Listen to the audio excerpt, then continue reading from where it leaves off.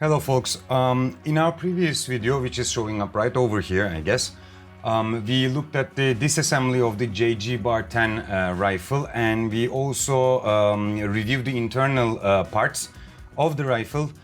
On top of that, we also determined which parts to upgrade. In this video, we are going to upgrade the inner barrel, hop-up chamber, the trigger unit, the piston, and the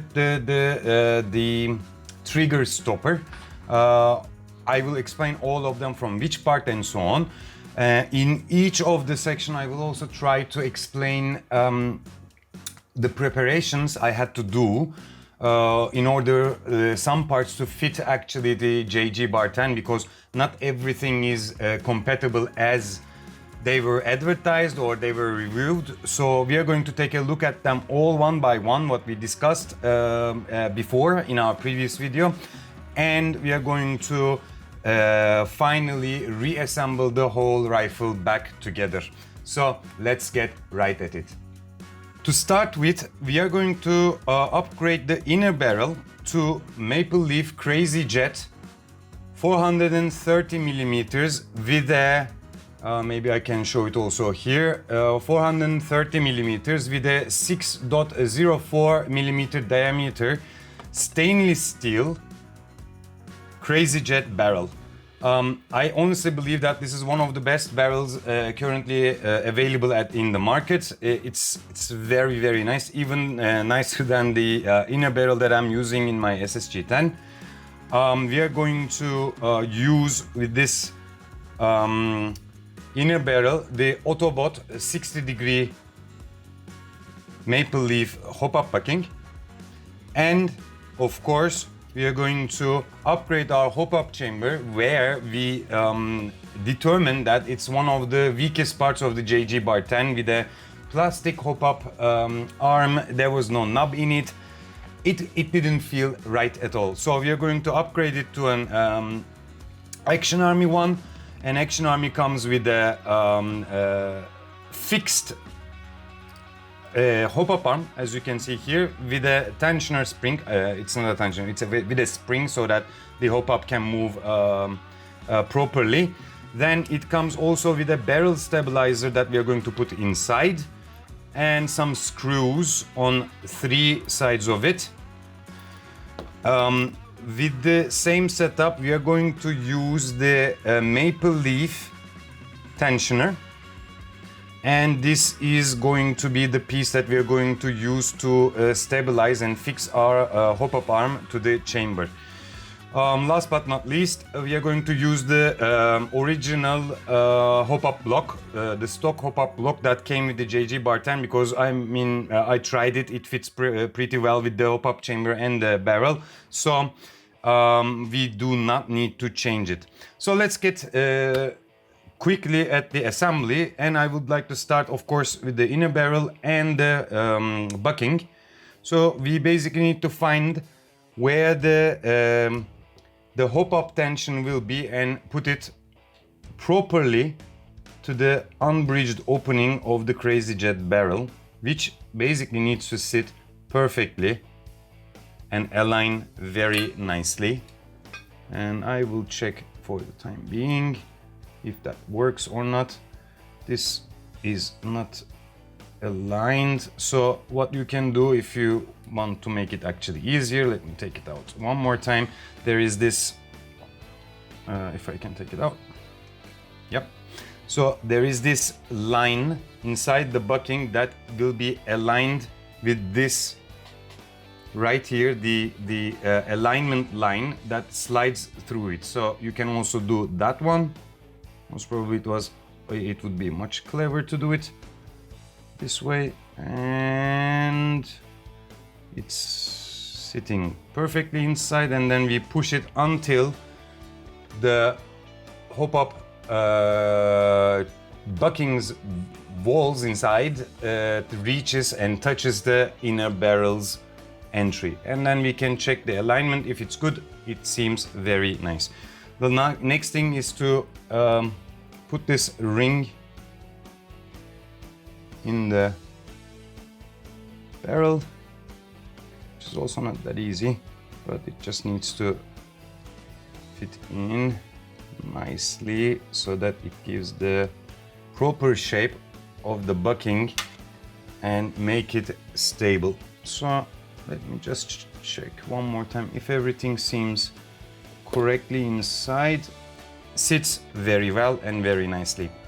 The only preparation I did before going further with the hop-up chamber assembly, I basically cleaned the inner barrel with some alcohol first inside so that we can get rid of the residuals that were still inside the barrel. And I also cleaned the hop-up bucking so that there's no grease, no residual and so on. After that, I also used some silicone spray for some lubrication inside the inner barrel, and that was it. So there's nothing else to be done. The next thing we are going to do is we are going to basically slide our inner barrel, align with this opening exactly here that you can see, with this barrel holder on the bucking, straight forward, and we'll just push it inside gently, not to damage anything, and bring it into the right place that basically sits nicely in the hop-up chamber. So once we have done this part, we need to have this barrel stabilizer, I would just call it the barrel stabilizer, and put it inside the hop-up chamber.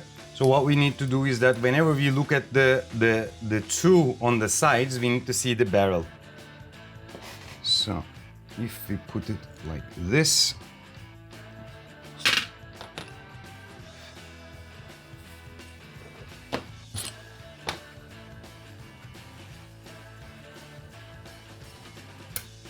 it sits in its place perfectly. And then we can screw these pins back into their places. That will hold the barrel in the hop-up chamber very stable.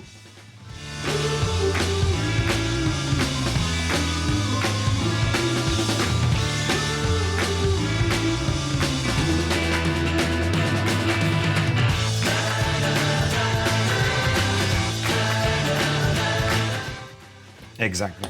So once we tighten our screws, the hop-up chamber in the inner barrel is very stable. As you can see, there's no wobbling, no movement, perfectly sits inside. The next thing we can do is placing our tensioner with usage of a little bit of a grease, some silicone grease, so that it sits on the hop-up arm just a little bit and does not move. So it's going to help us with stabilizing our tensioner properly in the arm.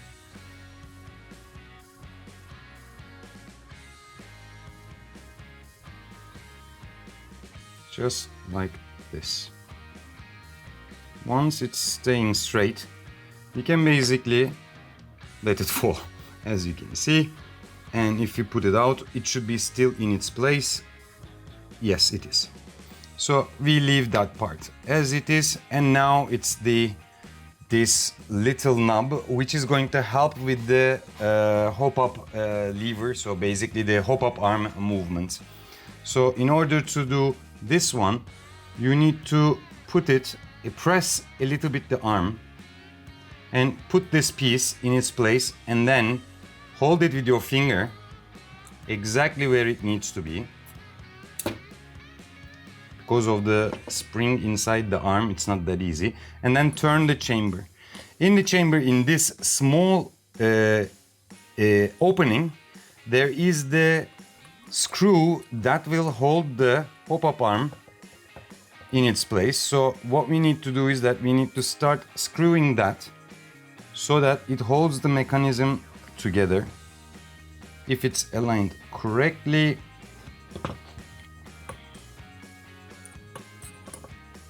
I think I'm using the wrong one, so this is 1.2, so it should be 2 millimeters as far as I can remember. Let me see, yes. And then when we start screwing, you will see that this piece is now holding the hop-up arm, and the more we screw, the hop-up arm will basically apply more hop on the bucking, which we can see immediately inside the barrel that the hop-up arm is pushing the bucking down. So I will leave it on a medium level, and I'm not going to force it at the moment because tomorrow we are going to do the tests. And with that, we are basically done with our inner barrel and hop-up chamber assembly. Now I am going to also assemble the inner barrel and the hop-up chamber to the outer barrel, and therefore we first need to basically put our barrel spacers that came with the VSR10 together. First the big one, and the smaller one I am going to put at the very beginning so that we can push it forward and they will get their space in the barrel itself. So the best way basically to push it forward is first aligning the screw openings with the outer barrel and push it from backwards. So these two openings that we are going to screw the hop-up block onto the outer barrel has to be straight, and then we can start pushing our chamber inside just like this. Needs to be aligned perfectly with the holes on the outer barrel. After that, we can basically start immediately putting our hop-up block, which, as you can see, fits and sits very nicely on the Action Army hop-up chamber. You can see that it's really holding very well, and we can screw the two screws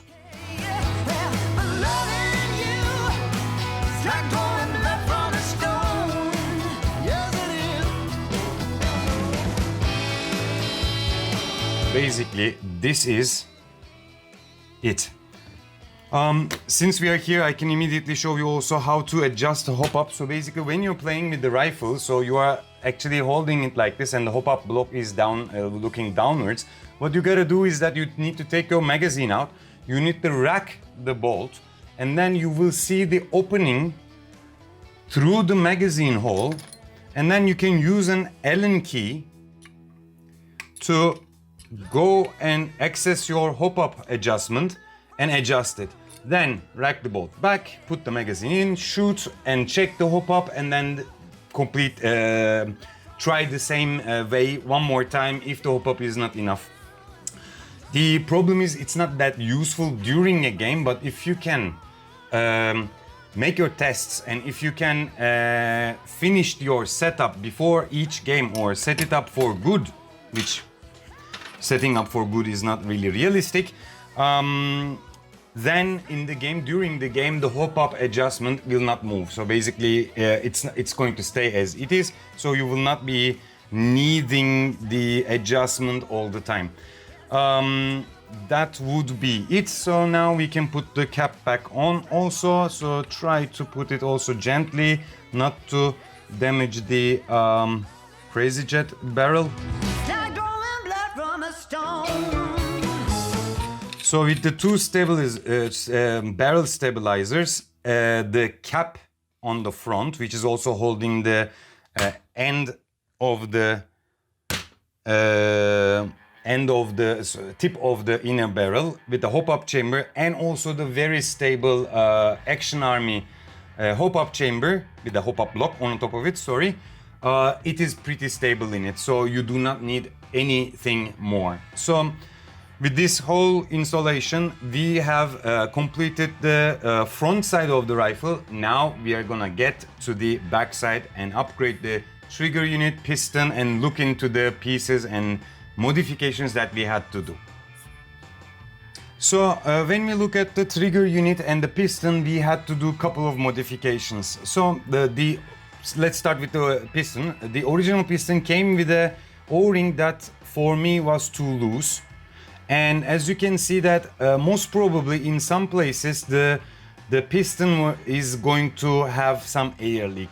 Actually, I tested this and I found two reasons that I was losing air, not from the front, not from the hop-up chamber or where the cylinder head goes in, but from the cylinder inside. So what I'm going to do in order to find a solution for this is to take this ring out, and I'm going to use two smaller diameter, as you can see if you compare it next to each other, a smaller diameter but a little bit thicker, two new O-rings, and I'm going to put them actually on top of each other on the piston. First one and the second one. So this is going to provide me a more stable O-ring on the piston with exactly the same height of this white section where it's like the gliding ring on the piston itself.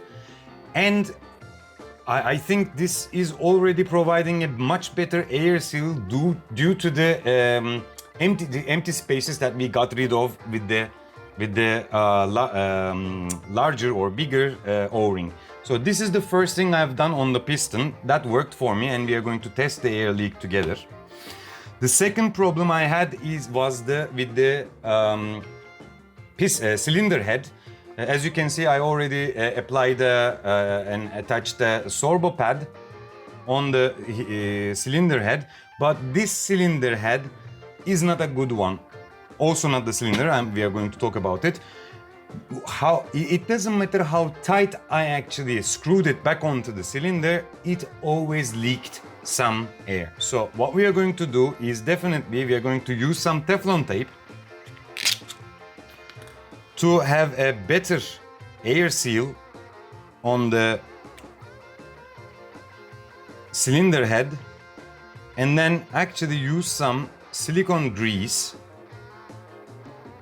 so that we are 100% sure that there is no air leakage. This is something that we are going to actually also test. So as you can see, I'm going to apply from side to side.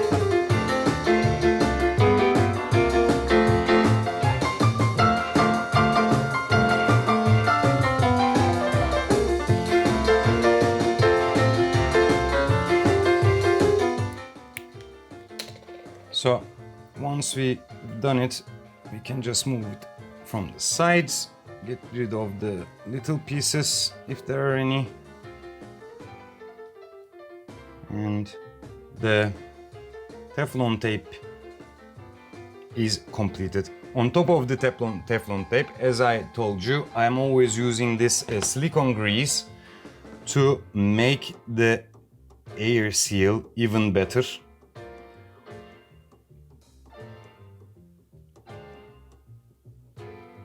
Not on the nozzle, but only on the threads that we are going to put it in the cylinder itself. So basically our cylinder head is ready. I will just leave it and put it aside for the time being so that we can talk about the cylinder.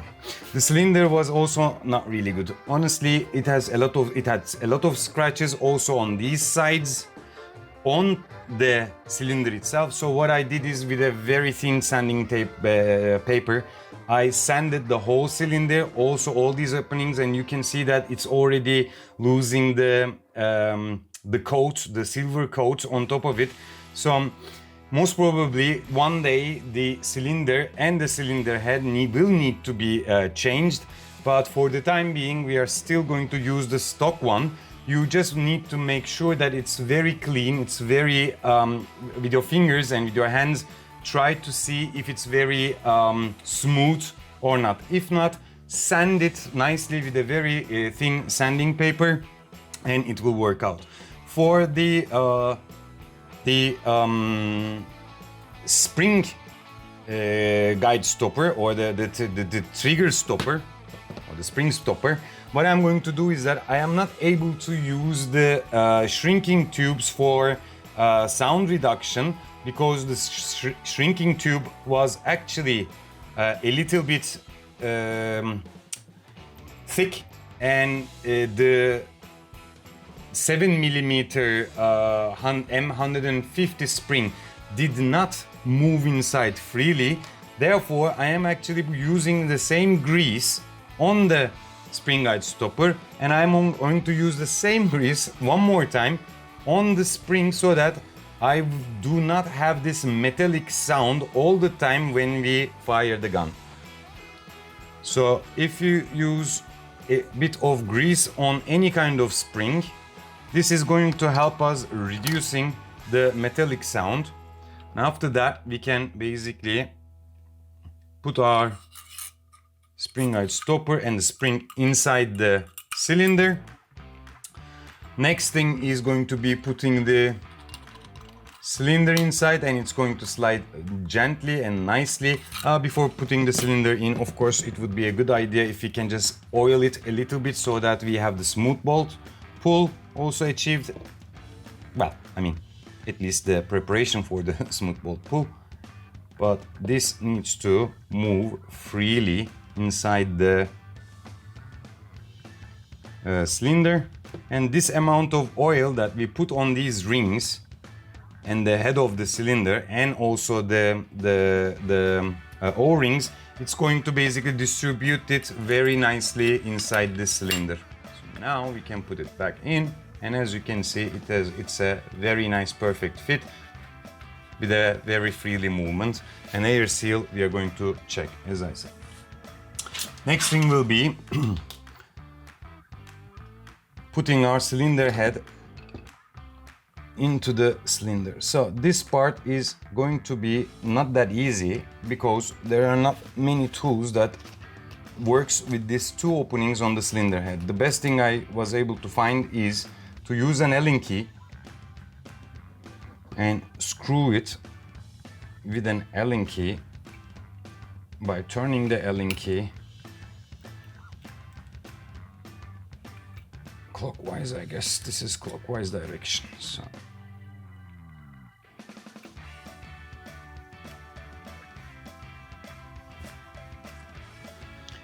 try to tighten it as much as possible, because as I said, the cylinder head does not really have a good air seal. After that, we can clean the residuals coming out. As you can see, there will be some residual coming out from the Teflon tape. You can basically pull them out because the amount that we used inside will help on the threads, and they are going to basically hold the air inside. Once we are sure that we don't have any residual, we can basically say that our cylinder installation is complete. The only thing remaining is to lube it so that the cylinder slides, especially on these openings, nicely inside the upper receiver.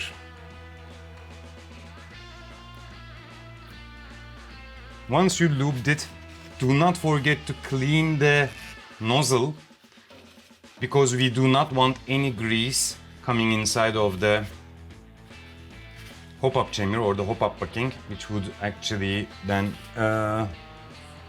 not be good for our BB trajectory.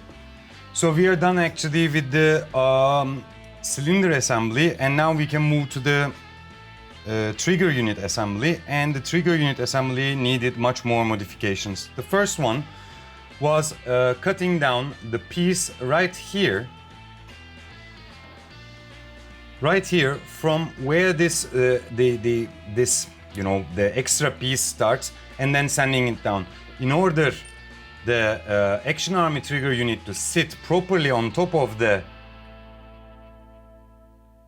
trigger guard. We basically need to cut this piece out. So that's not gonna damage anything, don't worry about it. So you can just cut it out and leave it as it is. The only thing that you need to do is that you need to basically cut where exactly this piece starts and then sand it a little bit. The next thing that we had to do was,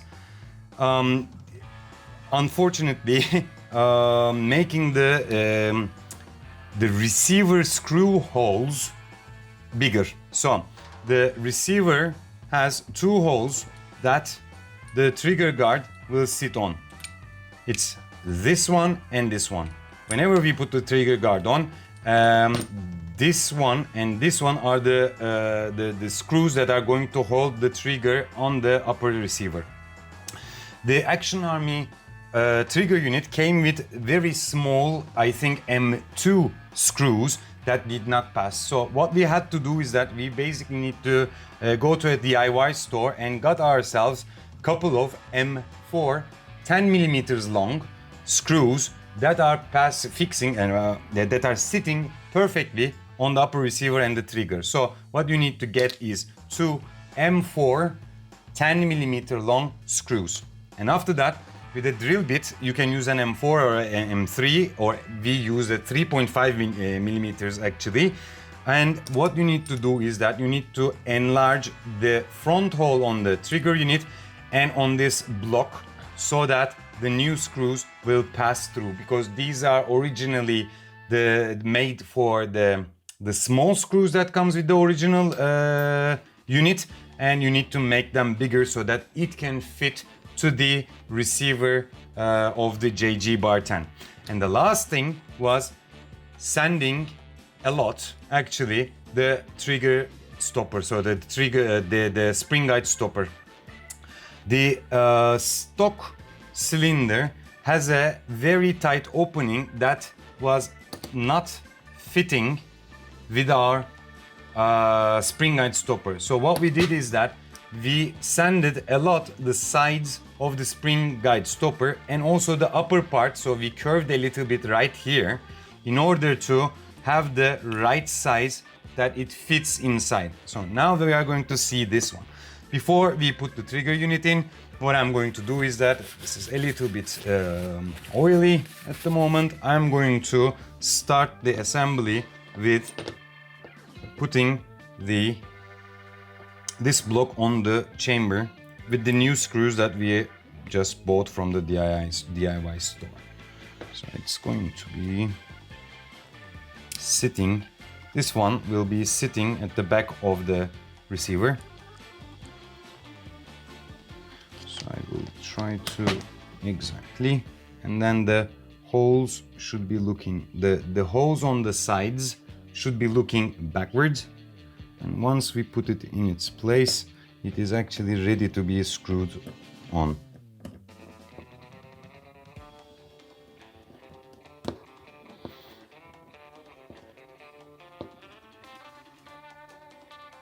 Exactly. So the first thing we do is to screw the block on the receiver. So it might be moving a little bit, but with the help of the trigger unit, we are going to actually turn it to the right side. Exactly. So we just need to make it look straight. And then how we are going to put this inside is we first need to put the cylinder in the receiver, put it in its place.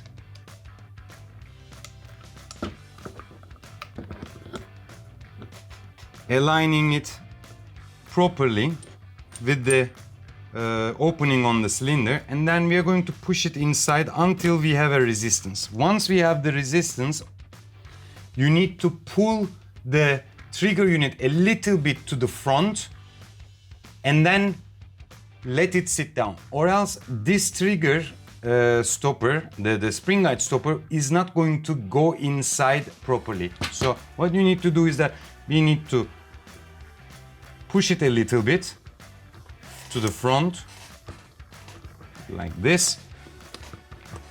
Push the spring guide stopper. Oily hands are not helping. Inside.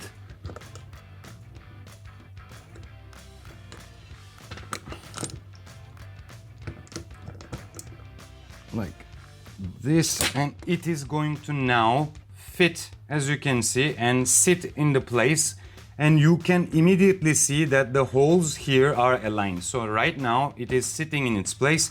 You can also see the holes here are aligned also with the block that we just installed, and the last hole that we are going to use to tighten our trigger unit to the upper receiver. So let's do that.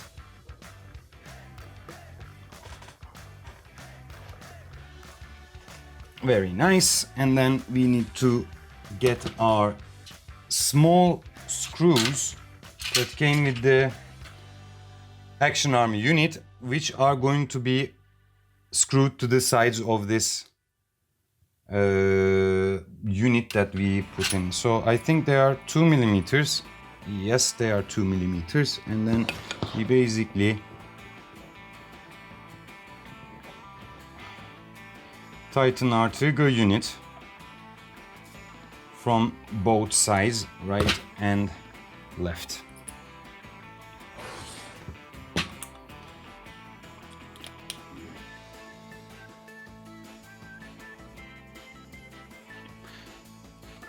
If we have done everything correctly, this is basically the end of the cylinder and the trigger unit assembly on the stock JG Bar 10 upper receiver. What I would like to do immediately is to check the air seal in the piston, and if it's actually working as we hope with the Teflon tape, because if it's not, I need to reopen it and actually do the taping one more time. So in order to check that, I'm going to rack it, hold the cylinder head, and then pull the trigger. 4, 5, 6, 7, 8, 9, 10. Perfect. So if you have some air seal issues, what you need to do is redo the Teflon tape. That is very important so that the cylinder head does not lose the air from the front, or you need to tighten the screw right here back at the cylinder. When this is too loose, the cylinder has an air leak from the behind of the cylinder, the whole assembly. So tighten this screw, and also tighten it fast with a proper Teflon tape, the cylinder head. During the games, if you notice that there is some inconsistency and so on, always remember to check the screw behind the cylinder. Now that our assembly is complete, now we can basically put everything back together.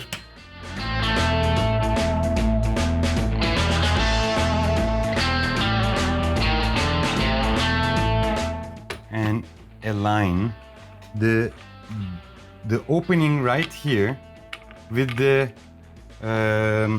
opening of the outer barrel correctly, so that our little screw, which we have here, can hold the assembly together.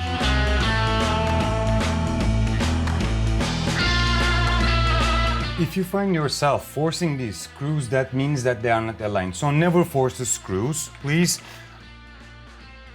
So now that we have assembled the whole part, it's time to put it back onto the stock. But I would like to show you immediately what I've done. As in my SSG10, just to reduce the echo coming from the noise that it makes, like a toy noise when you fire the gun, I put some foam in the stock itself, and also I opened the butt stock and actually filled the whole backside of the stock until it comes to this opening right here with some foam, so that there is no echo or anything in the rifle as much as possible. So we can put the assembly back into its place. We are going to start with putting the trigger guard first of all in its place. What we need to do is that we need to put this part inside, just like this, so that it sits properly in the stock, just like this, and needs to be going inside the hole. Exactly.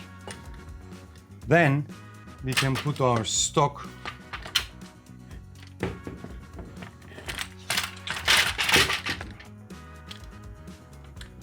in its place properly.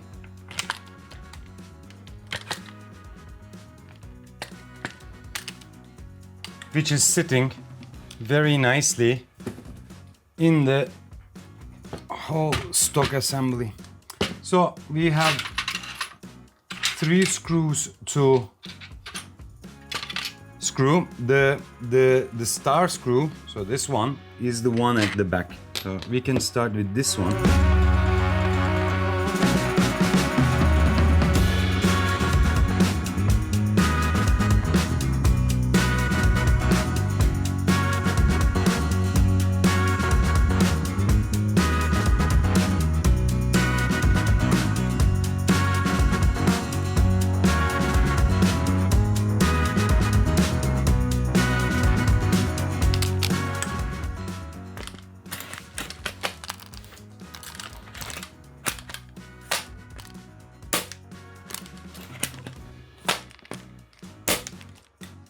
This is basically the end of it. VSR10 out of the stock is not good enough. You need to do many changes and you need to do many modifications in order the rifle to shoot like a proper rifle on the field. Tomorrow, hopefully, if we have the nice weather and no wind, we will be going to a field and we're going to do some field testing with VSR10 and with my SSG10. We're going to compare the guns, we are going to look at the groupings and everything, and I will also publish the video for all these comparisons. I hope you like this upgrades, and I hope this will be helpful also when you're upgrading your rifle. If you have other parts that you use, or if you have any other recommendations that you can give me, I would be very glad to hear them. You can write them below in the description. And for the comparison videos, please stay tuned. Bye bye.